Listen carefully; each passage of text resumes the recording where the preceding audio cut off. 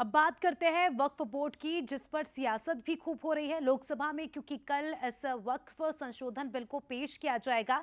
उससे पहले सियासी बयानबाजी। कल की अगर बात करें तो दोपहर 12 बजे वक्फ संशोधन बिल पेश होगा।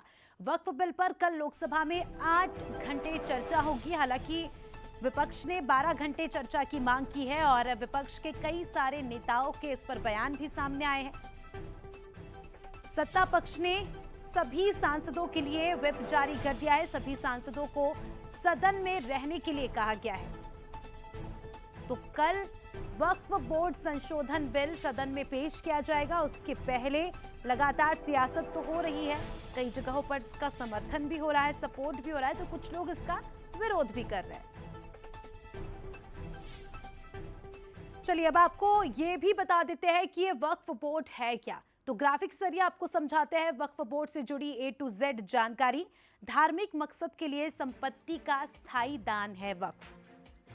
वक्फ की अवधारणा दिल्ली सल्तनत के समय से, यानी काफी लंबा समय।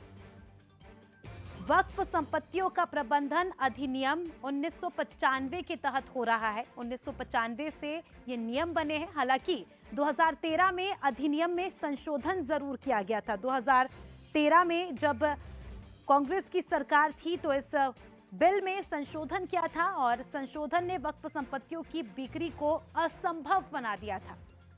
2013 के बाद अब संशोधन हो गया, यानी 2025 में धार्मिक मकसद के लिए संपत्ति का स्थायी दान है और कल संशोधन बिल सदन में पेश होगा। वक्फ बोर्ड को कितनी संपत्ति, भारत में तीसरा सबसे बड़ा भूमि धारक है। आपको ये बताते हैं कि वक्फ बोर्ड के अंडर कितनी संपत्ति आती है। अगर रेलवे और सेना के अलावा बात करें तो सबसे ज्यादा संपत्ति वक्फ बोर्ड के पास ही, इसीलिए तीसरा सबसे बड़ा भूमि धारक वक्फ बोर्ड ही है। वक्फ बोर्ड के साथ पास 9.4 लाख एकड़ जमीन है। 8.7 लाख संपत्तियों की कीमत तो 1.2 लाख करोड़ से भी ज्यादा है। भारत में तीसरा सबसे बड़ा भूमि धारक। देखिए, पहला कहा जाता है कि रेलवे के पास सबसे ज्यादा भूमि है, दूसरा कहा जाता है कि सेना के पास और तीसरा वक्फ बोर्ड के पास। अब आपको पुराना कानून भी बता देते हैं कि पहले क्या नियम थे और कल क्या कुछ बदलाव आएंगे। तो पुराने कानून पर एक बार नजर डाल लीजिए। ग्राफिक्स के जरिए आपको समझाते हैं। वक्फ बोर्ड किसी भी संपत्ति पर दावा कर सकता है। देखिए, पुराना कानून आपको बता रहे हैं, पुराने कानून के हिसाब से वक्फ बोर्ड किसी भी संपत्ति पर अपना दावा कर सकता है। विवाद की स्थिति में सिर्फ ट्रिब्यूनल में अपील हो सकती है, उसके अलावा कोई कोर्ट, कोई हाई कोर्ट, सुप्रीम कोर्ट, किसी में नहीं। वक्फ ट्रिब्यूनल का फैसला आखिरी माना जाता है। जैसा कि मैंने कहा कि इसके बाद कोई कोर्ट नहीं आता है। इस्लामिक गतिविधियों में इस्तेमाल होना,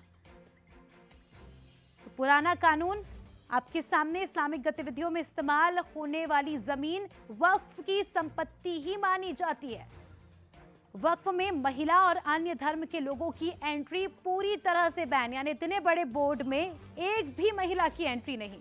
और वक्फ बोर्ड किसी भी संपत्ति पर दावा कर सकता है। तो ये रहा पुराना कानून और अब इस कानून में ही संशोधन होगा।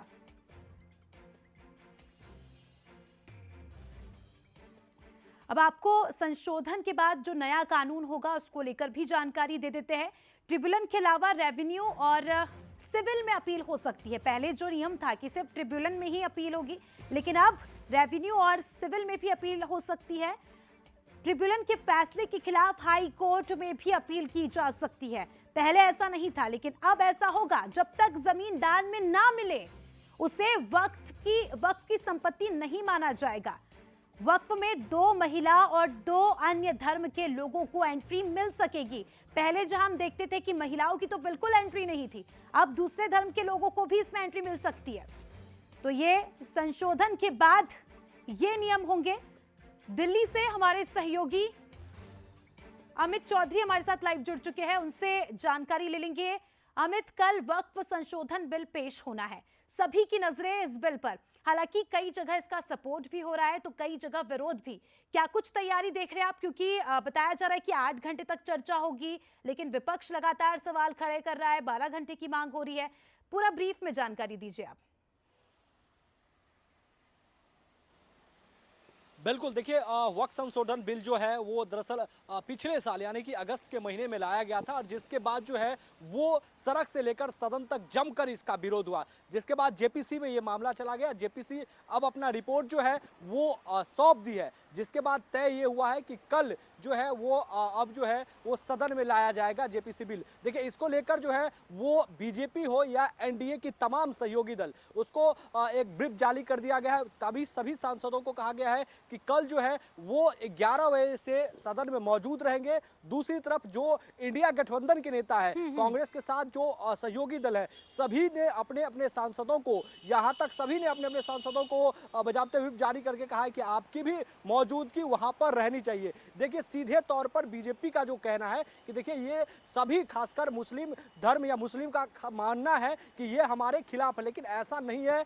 जो इंडिया गठबंधन है सीधे तौर पर आरोप लगा रही है कि ये बरगला रही है, ये सिर्फ और सिर्फ बरगलाने का काम कर रही है। इसमें सभी वर्गों को, लोगों का ख्याल रखा गया है। इसको इंट्रोड्यूस होने दीजिए, जब पटल पे रखा जाएगा तो साफ तौर पर यह स्पष्ट हो जाएगा कि ये किसी के खिलाफ नहीं है। दूसरी बात, जो एनडीए के सहयोगी दल है बीजेपी के साथ जो है, जो सबसे अहम टीडीपी और जेडीयू है, देखिए जेडीयू ने भी बजाबते व्हिप जारी कर दिया है, सांसदों को रहने के लिए कहा है। समर्थन तो है, लेकिन क्या कहना है वो जेडीयू की तरफ से जब अपनी बात रखी जाएगी बिल्कुल सदन अमित, में, तो कुल तो मिलाकर थोड़े ही समय का इंतजार है। कल इस बिल को सदन में पेश किया जाएगा और देखने वाली बात होगी क्या रुख रहता है। हालांकि अपील यही करते हैं हम बंसल न्यूज के जरिए भी कि शांति बनाए रखें, क्योंकि कई जगह हमने देखा तस्वीरों में विरोध हो रहा है। उम्मीद करते हैं कि कल किसी तरह का विरोध ना हो।